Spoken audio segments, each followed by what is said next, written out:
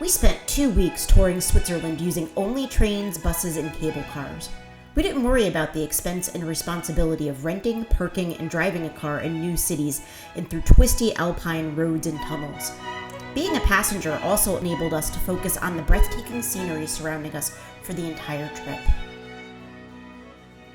We're in the village of Tasch, which is about a 10-minute train ride from Zermatt. We just climbed a little ways up Tasch. Anyway, I just wanted to say that so far I've been completely blown away by the train system here in Switzerland.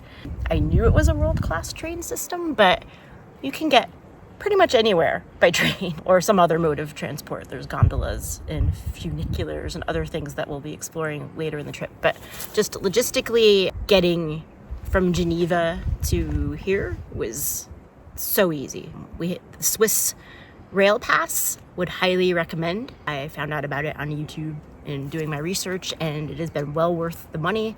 It's not cheap, but it allows you to ride any train, I think any mass transit system in any of the cities and towns, and you get discounts off of certain activities. I'll report back on that as we do more. This is only our second real day here. But in any case, it was super easy to navigate the train system. I got the SBB app, but I mean, there's a train every few minutes to wherever you need to go. That's been my experience so far. I mean, I will report back if that changes, but we were able to jump on a train out of Geneva.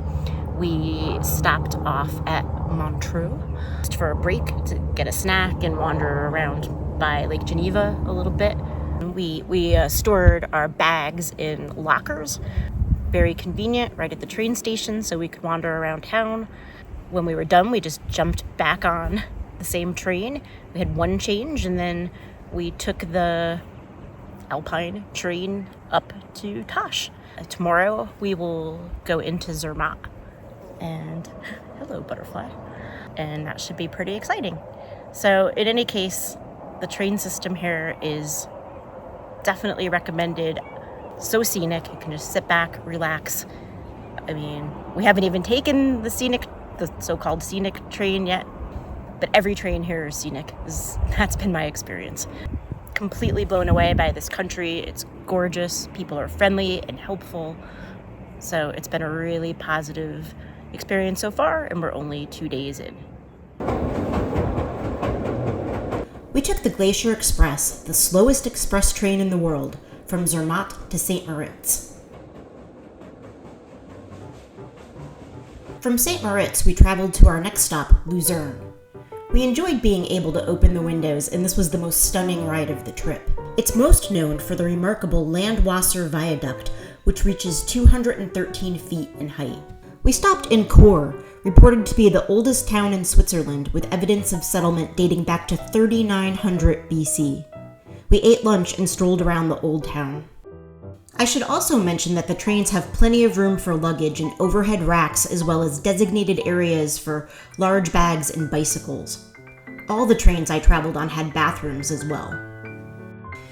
We spent several days in beautiful Luzern, making use of local trains and buses to travel to the Lindt chocolate factory and a swimming area on Lake Luzern. Then we headed back to the mountains to spend our last few days in Kandersteg. We stopped in the breathtaking town of Spiez for lunch and a visit to the gorgeous medieval castle there.